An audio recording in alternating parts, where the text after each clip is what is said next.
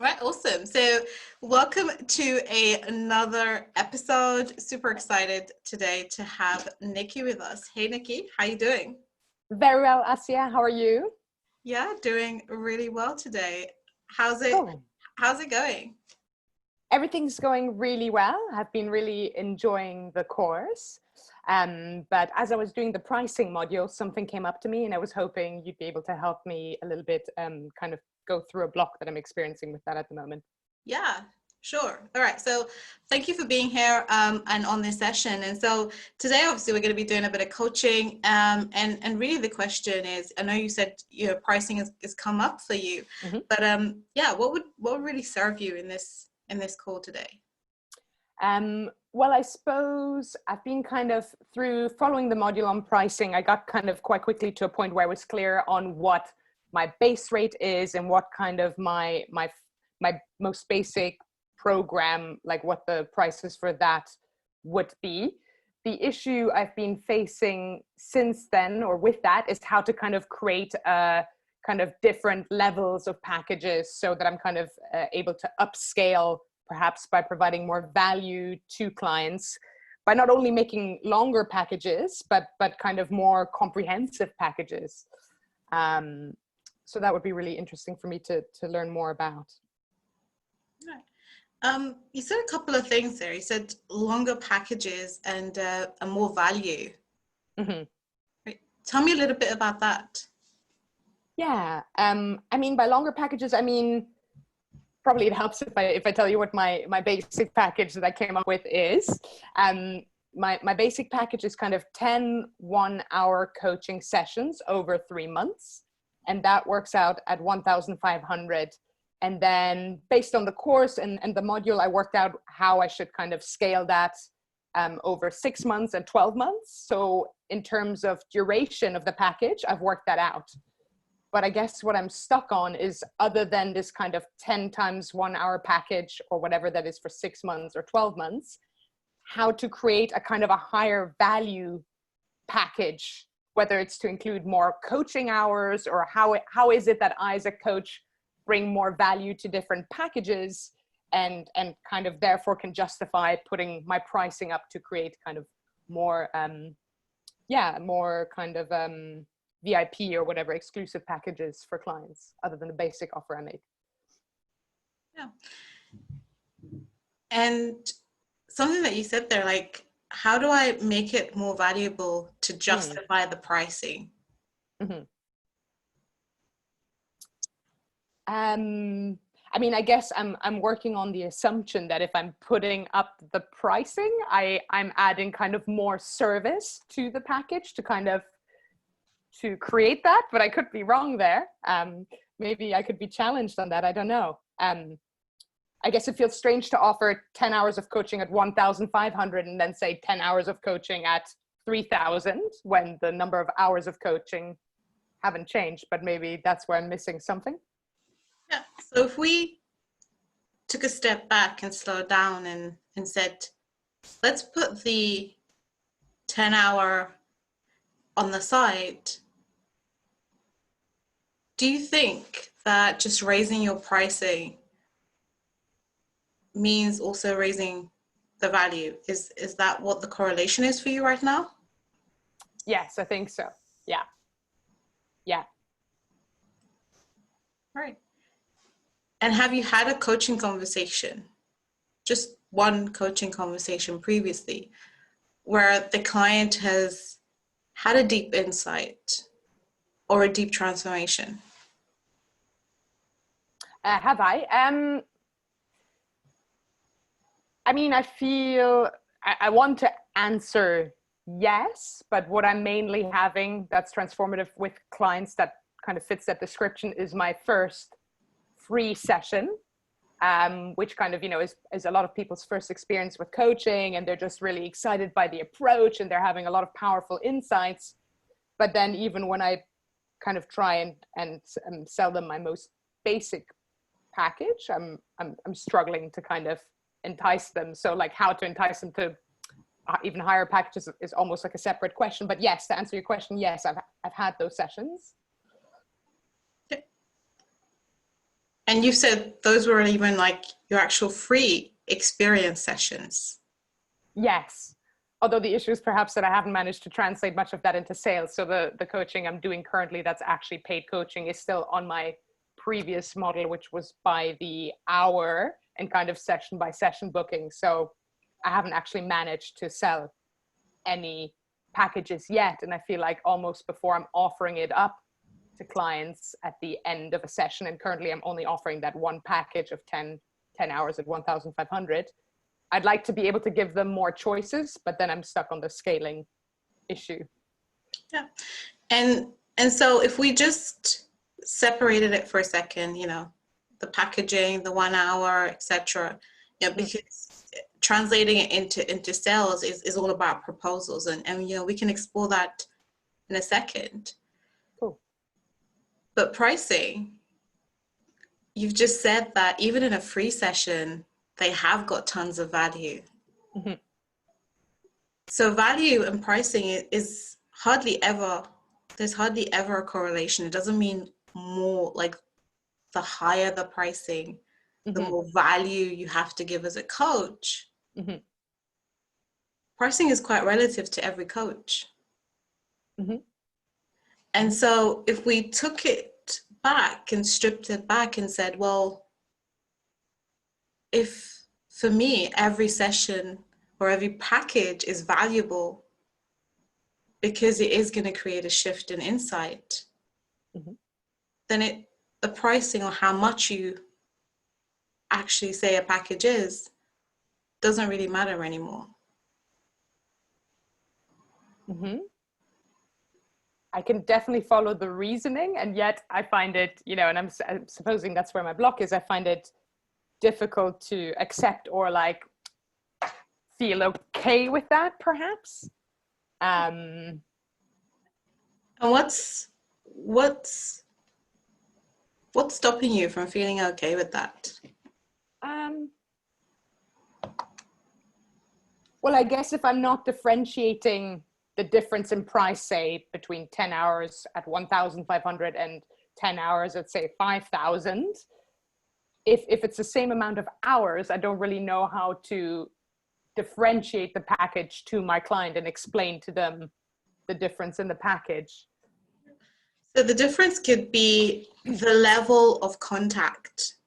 It could be the level of support in terms of contact to you with resources. It could be, you know, the one-to-one aspect. To give you an example, we have a group coaching program, right? One that's 24K and one that's 12K. And people would look at group coaching and say, well, how could anyone justify having a group coaching program for that amount? But actually, the community aspect is one thing that everybody who's joined, we've just had 2 new people join this week. They've said, hey, the community aspect is priceless. Right. We have different touch points in terms of how they can get support from us, so they can book in a one-on-one call at any time if they feel like they're stuck. There is tons of resources that we give them in the training portal. We have 3 coaching calls in a week. Like we have 2 coaching calls and then we have a teaching call. We're there every single day with questions that they have. So there's a high level of touch point, even at a group coaching level. Whereas, for example, a low-end package, there isn't the one-to-one calls. There isn't as many touch points in coaching conversations. The value, though, is still the same. Okay. Got you. Perhaps I'm noticing as we're speaking, it's maybe that we've used value in different ways. I guess in the way you just described kind of the different touch points and stuff, that's what I refer to when I meant giving value to the client, was perhaps the way I'm understanding you're speaking about the kind of the overall, the outcome for the client is the value. So yeah. I appreciate what you're saying is it's ultimately that I'm not trying to differentiate the value where the value is, you know, the client kind of achieving their goals or having, you know, transformation. I want to offer the same result or value at different kind of packages. It's then more about how I can, because at the moment I'm not doing group coaching, and I just kind of almost like to keep focused on one-to-one and have like fewer clients, but kind of more immersive and deeper relationships with fewer clients.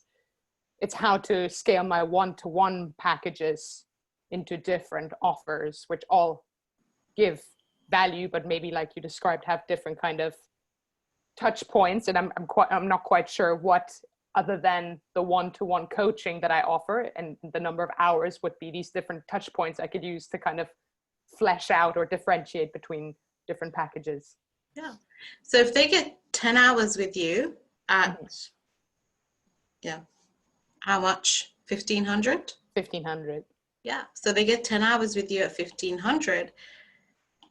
But imagine having an immersive day where you spend 6 hours and you do a deep dive on one thing or two things. You almost have breakthrough sessions. And you could have the 10-hour package suddenly turn into, hey, you could, that's one package, that's almost my gold package with a deep dive immersive day. Or, you know, you could have a weekend. I've seen so many people add elements that are still one-to-one, but it's more intimate. Right? Steve Hardison does this thing where you come to his house for, I think it's a couple of hours. Right? And so it's never about like, hey, actually, how much more value can I give to them? But it's, how can I differentiate that you're still getting the same result and outcome, but actually the level of intimacy is different.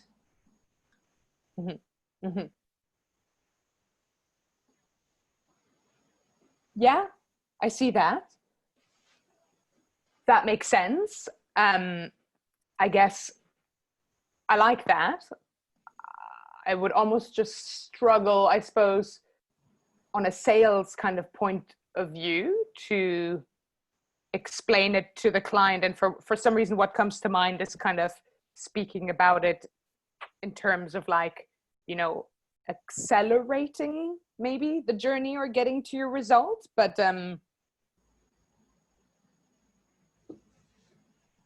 if I suppose I'm saying that, you know, it doesn't matter if you take the 1,500 package or the 5,000 pound package, you're going to get the same amount of value out of it ultimately. I guess I'm not finding, if not that I'd have to make an argument or a case for either package, but if someone asked me like, you know, why would I take the more expensive one if the result is the same?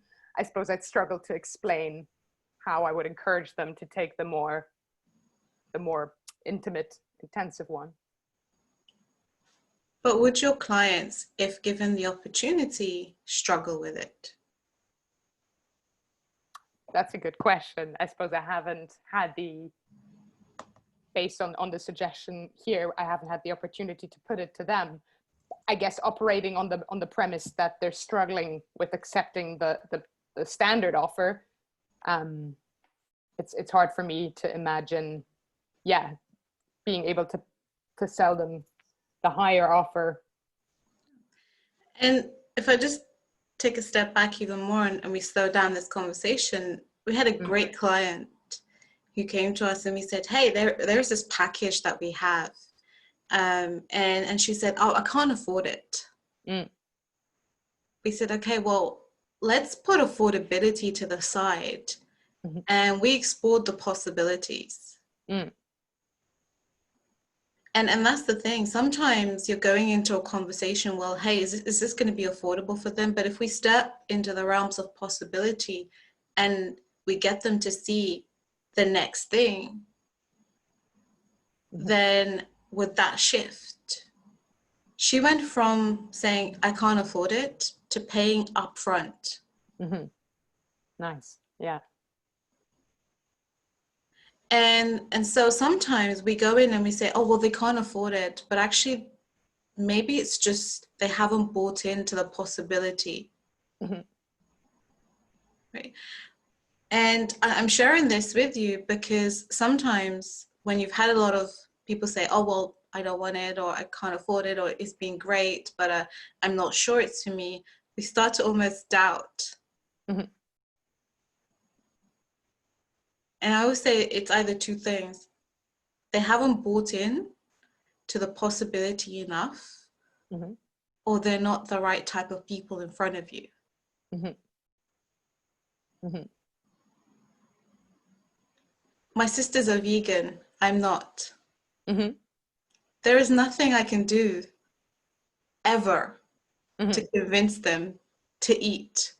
Like, I don't eat meat a lot now anyway, but there's nothing that if I cooked up something with a bit of chicken, nothing I could do would entice them to have that meal Mm-hmm. because they're vegan. Mm-hmm. Right? And so sometimes it's like, hey, am I selling to the right people first of all? Mm-hmm. Mm-hmm. Because the wrong people could still get value from your coaching. Mm-hmm. Yeah.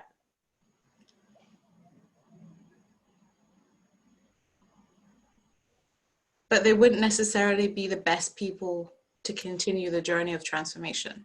Does that make sense? Yeah, that makes sense. It just then made me think about my niching, which I feel is like almost like a whole separate subject. And once I have a niche, sometimes the people who come to me, or the people I'm thinking of the two most recent conversations where I tried to kind of then promote that basic package, are they exactly my niche? They're not specifically exactly my niche, and yet they're people who I had great conversations with and I'd be very, very happy to coach. But so in terms of understanding which of those two reasons, and I'm tempted to say it's more that I didn't create maybe a deep enough sense of possibility, and that's something I haven't cut myself off yet in conversation with those people from doing. So I can certainly go in at this point and re-offer and focus more on that. But in terms of, I'm still feeling, I suppose I haven't still found kind of the exact logic in me, and I'm not sure if it's a matter of logic with kind of pushing, or not pushing at all, but like offering. I guess it's just a matter of offering, and they can decide which package they like. If they want to spend more money for closer contact, or less money for less contact. But then ultimately, am I definitely promising the same result, or how can I do that? Then now maybe I'm stuck more on kind of what I should be offering in the way of results. If we slow down, Yeah. you're part of our case study program, right? Mm-hmm. Mm-hmm. And it's you've experienced it, and you've seen people get incredible results in there. Mm-hmm. People are still getting results in our lower end programs than they are the same as our higher ends. Mm-hmm. And even if I take a step back and talk about one-to-one clients, they're still getting incredible results. Mm-hmm. For me, it doesn't matter if a client has paid 2, 3, 4K, or they've paid 24K, or they've paid 50K as a one-on-one client. I'm still showing up Mm-hmm. as a coach to give them a powerful experience. Mm-hmm. Now, the level of touch points is up to them for them to decide. Mm-hmm. It could be not just touch points, it's the one-on-one time with you. It's the ability to have their answers questioned. It's the ability to have their answers, and its ability to be questioned on a deeper level. Right? I had a one-on-one immersive day with one of my clients, and she said that was the most incredible time she spent Mm-hmm. as a coach. Mm-hmm. Because she said, I actually got to see how you were being. Mm-hmm. Right? And for her, it was more than worth it. And for others, they choose to never do that. And that's okay. I'm not going to show up holding back Mm-hmm. because they've paid a different price. Mm-hmm. So the question for you is, what serves you in creating these packages? Even if it's 2 or 3 options, what would serve you?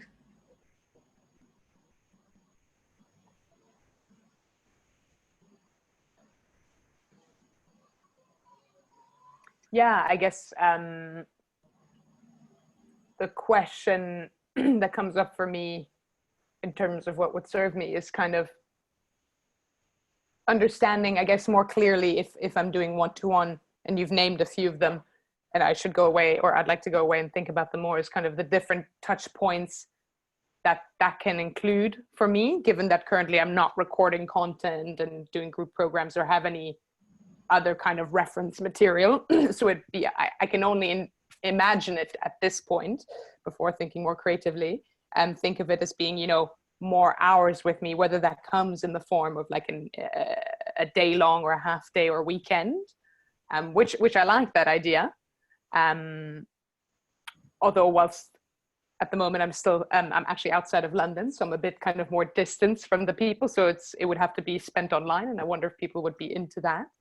But I'd have to get more clarity on what those one-to-one touch points would look like for me that I'm adding, but that are always kind of, I suppose, live and in person, because they're not pre-recorded. Yeah, absolutely. And that's one way of doing it. To give you an idea, we just sold a one-to-one 5-6 hours with us online. Okay, cool. That's So awesome. before it was all offline, but during obviously the COVID, someone reached out and said, hey, I'd still love to do that. Do you still do it? Mm-hmm, mm-hmm. And obviously we're in the period of COVID right now. I said, well, we could, but it would have to be online. Mm-hmm. What we could do that we don't do offline is we could record it Mm-hmm. and give you the recording as well, so that actually you almost have a whole day event to go back on. Nice. Okay. Mm-hmm. How does that sound? Yeah, I mean that sounds cool. And the client literally turned around. She said, actually, that would be even better, because I wouldn't have to leave home. I wouldn't have to leave, like, find babysitting for the kids. I would actually have recordings to go back to. Mm-hmm. So I could be more present. Mm-hmm. And there would be so much note writing. Mm-hmm. And that's one way. You could even send them a little kit, like a little booklet, a little welcome gesture. Mm-hmm. Mm-hmm. Yeah, I guess that's making me think, or it makes me think that, to some extent I need to create more clarity for myself about kind of maybe then the structure of that kind of a format for myself. So I'm again kind of understanding what I'm offering. I guess I'm not sure what my Unclarity is now. And that's okay. Clarity doesn't have to all come at once, right? Mm-hmm. But when you start to come from a place of creativity, Mm-hmm. it doesn't become like, oh, how do I create more value? It's like, hey, I'm creating value at every touch point. Mm-hmm. Mm-hmm. But how can I accelerate the realms of possibility into reality for them? Mm-hmm. Mm-hmm. I like that. Yeah. Yeah.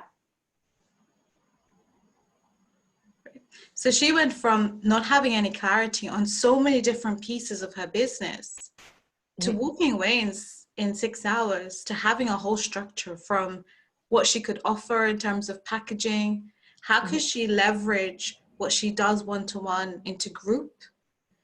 What would the pricing look like? What is the content structure?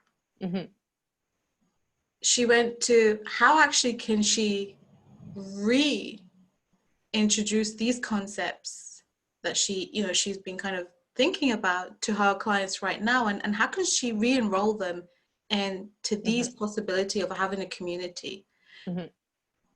She walked away in 6 hours with that. Yeah, that's nice. Yeah, I mean, I'm realizing as I think of myself kind of going away and thinking of developing some of those ideas more, I guess and perhaps I've been trying to avoid that by sticking to one-on-one, is kind of, I'm going to be confronted with some things that maybe are definitely outside of my comfort zone. So it's a matter of then just having to be open to bringing them in to what I'm doing as a way of complementing the one-to-one and growing it, still centered on that format, but into different packages. So that's cool. And not having to do it, it's just, and this is why I asked what serves you. What do you enjoy, Nicki? I like the one-to-one. I suppose as you ask me that, there's definitely some clarifying still left to do for me there too, as I kind of came up with my niche and then actually started questioning if that's really where I saw myself doing my coaching. So I think, that's, there's clearly a lot left to clarify that relates to the pricing, and maybe kind of creates potentially even an illusion that I'm not clear about the pricing when the uncertainty is maybe really in other areas. And if I was more clear on that, I'd be more clear on the pricing as well. So it's just really a work in progress, but at least it's definitely reassuring and confirming to hear, some of the ideas and options that are available to me now, before I continue to kind of unpick these other things of what I could already kind of start looking into to kind of fleshing out my packages. Is it okay if I'm just honest for a second? Yeah, go for it. Is what scares you or makes you a little bit uneasy the pricing, or the thought of having to do something new if you restructure? Probably the having to do something new if I restructure. Yeah. And what is it about that what's the feeling that comes up there? I guess it's again a sense of a little bit of overwhelm, and of just feeling like where I'd like to get to is like, rather than getting closer, it's getting further and further away, in the sense that I'm like, okay, all these other things now have to come in before I can offer that. And it's like, rather than feeling like I'm getting closer to my goal, I'm constantly having to acknowledge that there's all these other things that need to come in before, once I feel like I've been like in the race for so long and just I'm waiting for like a semblance of a finish line. So a bit of overwhelm at the effort.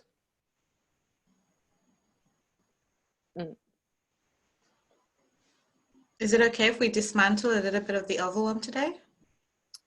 Yeah, sure. Yeah, I'd like that. So if I said, hey, Nicki, we've got the next 20 minutes, half an hour to have maybe not everything, but at least a skeleton, a framework of a package or two packages that you can go out and offer to the world. And the beauty of it is you don't have to know all the details in it. To give you all an idea, or to give you an idea, a lot of the packages, a lot of the, even one-to-one, things are just thrown in there and developed as we go along. And that's the beauty of coaching.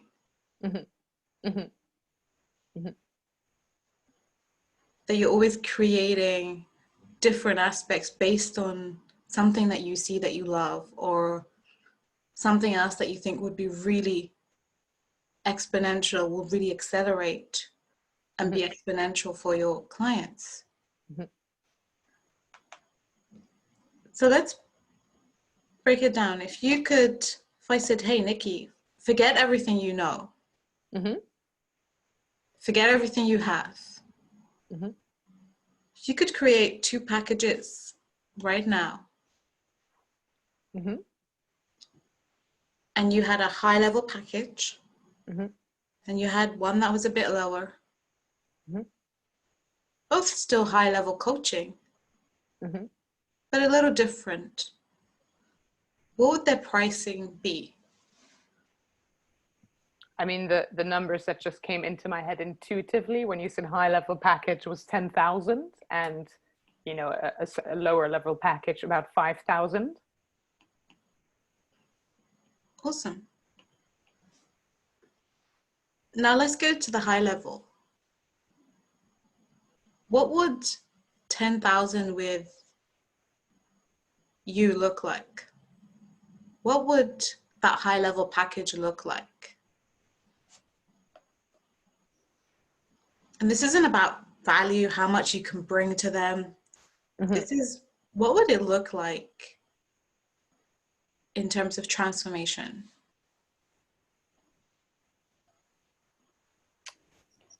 I mean, I feel like I should be offering 6 months at that price point, whilst I'm kind of not negating the possibility of doing fewer months, but maybe I feel more comfortable at the idea of 6 months right now. And I guess it's what I'm thinking I'd like to start implementing now, and aware that at least for the foreseeable future, that's how I'd like to work bigger pictures. Yeah, having fewer clients who I can really kind of work with attentively, immersively, and intimately over that duration, but still kind of retain some sense of boundaries of my own time. So it's not like I want to offer being available to them at all times on all days, but there's definitely an openness of kind of, you know, being available to them to the best of my possibility as and when they're needing the contact, rather than just maybe offering a more limited and structured kind of 1 hour per week thing, like more of a ongoing throughout the week kind of opportunities to be in touch, be it by email or catch-up calls, like shorter Nicki, calls. Yeah. is it okay if I stop you for a second? Yeah, totally. Yeah. As I saw you going in there, I could see you breaking it down to think, well, how am I going to give more? How am I going to put this in there? And the how-tos and all the details. Let's forget the details. Okay. What does transformation look like at that level?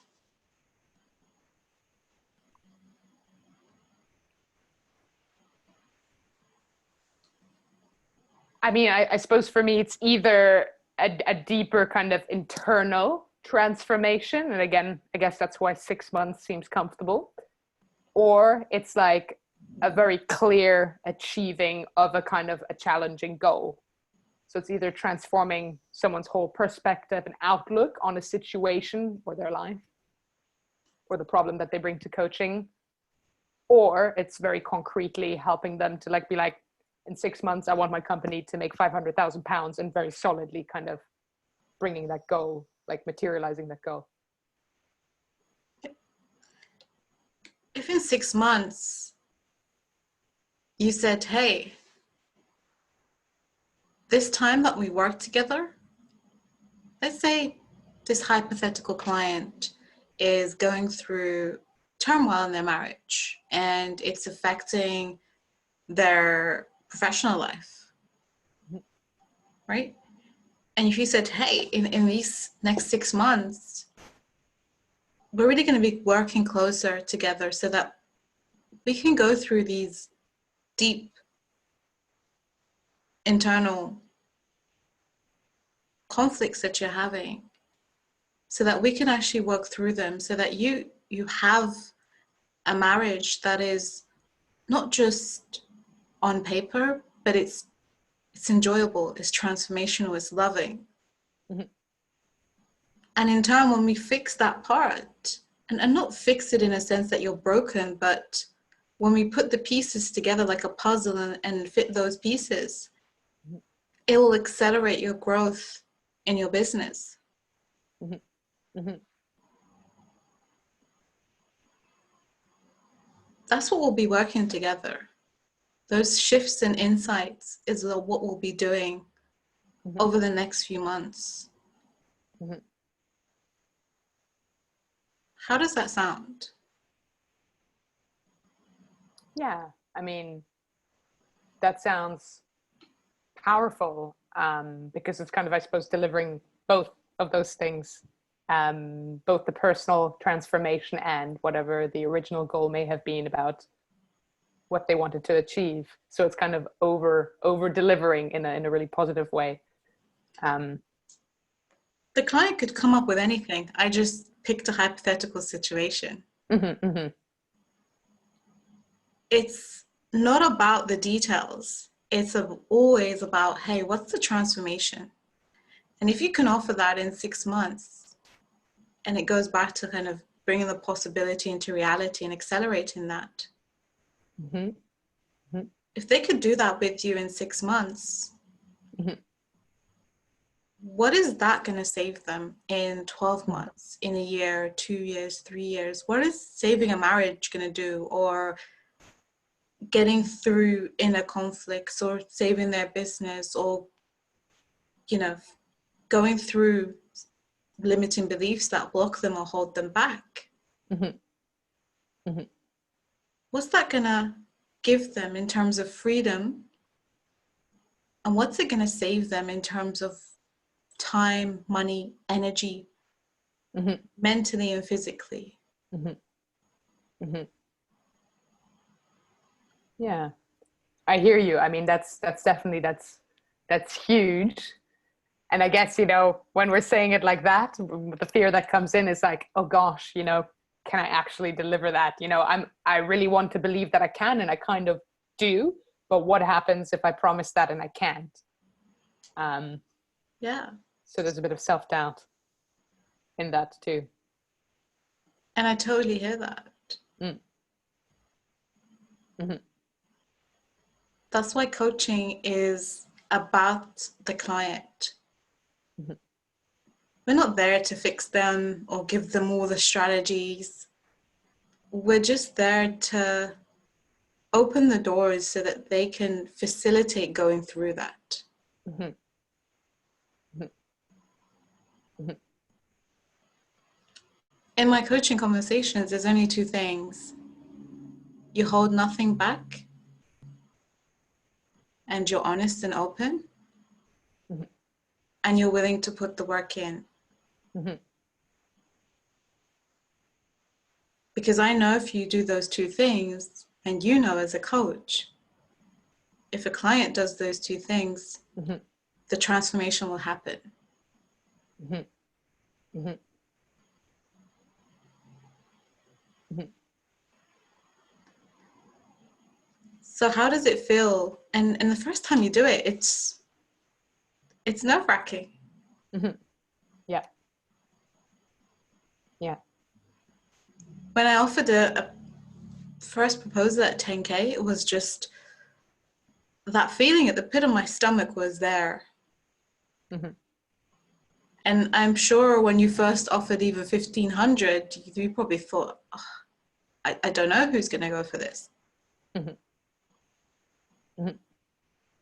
And we expect to be okay with it at every jump. That doesn't happen. Yeah. Yeah.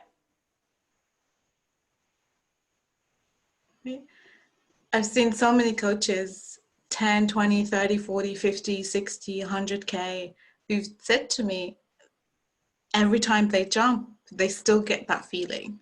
Mhm. And so that's totally normal. It's just, how do I show up? powerfully every session. Mm-hmm. Mm-hmm. If you could offer, and when you offer these deep internal transformation, do you think it's worth it if it saves someone's marriage or relationship, or if it saves someone from internal conflict, or if it saves someone's business, or if it just gets them closer to a goal? Would it be worth it? Yes, I mean, definitely yes, and it's probably my own limitations that hold me back. But yeah, for someone who can make that level of investment available, there's no question about, that it's worth it for sure. And as coaches, we've got to be careful not to put our limitations on what the client can and can't do. Yeah. Yeah, I hear that. Yeah. Right? One of the most incredible clients that we had, you just didn't think that they would make such a huge investment. Mm-hmm. But she did. And I'm talking 5 figures, closer to 6 figures investment. Mm-hmm. And so it's never about what the client can and cannot do. It's always, well, how do I show up and put the transformation on the table? Mm-hmm. Mm-hmm. So that's what 10,000 looks like. Mm-hmm.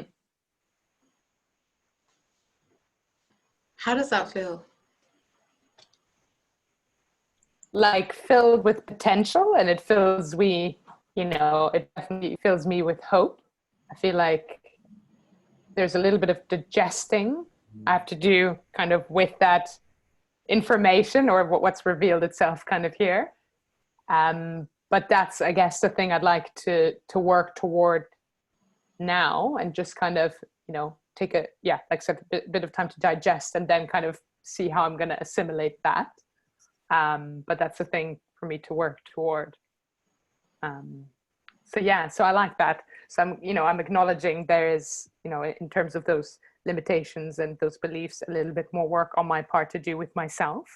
And then I feel like with those 2 clients who I'm currently in contact with, I definitely want to think about our conversation and go away and kind of decide how, based on all of this, I'm going to kind of reach out to them and kind of try and create more of the sense of the possibilities for them, to see if that kind of persuades them into the existing package, because I don't now want to dump a completely new one on them, having already given them my existing thing.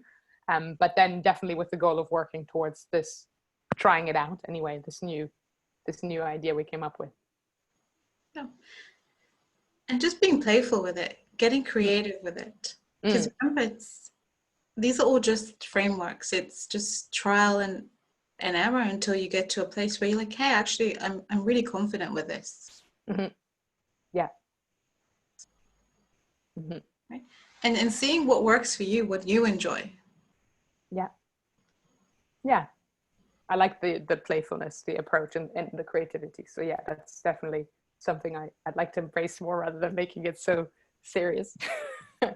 Yeah, for myself. Yeah, for sure.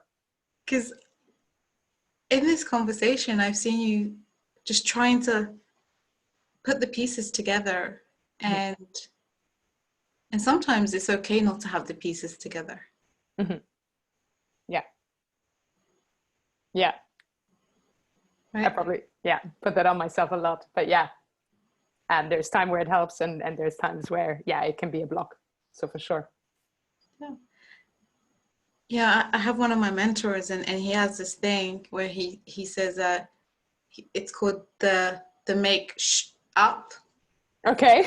Yeah. Right? Yeah. And he just makes it up. He says, well, I just go in there and I have these conversations and I create, and he just makes it up. and he puts it out there in the world, and he enrolls people into it, and he's an incredible coach. And but I love the playfulness of it. Yeah, I like that. That's cool. Thank you, Asia. You're welcome. Yeah, I feel like I've taken a lot away from that session. More food for thought, but also just like, I definitely feel a bit more relaxed and at ease with the situation right now, and kind of was in a place of overwhelm, and feel like I've got kind of new inspiration and ideas to kind of like tackle it afresh. So that's good. I like that. Thank you. Yeah, you're welcome. And thank you for not just showing up, but actually being open and honest. Thank you. So, yeah, thank you for being here and showing up. And, I love that we played full out and you accepted the challenges. So yeah, until next time, everyone listening or watching, yeah, we'll see you again in another episode. Thank you.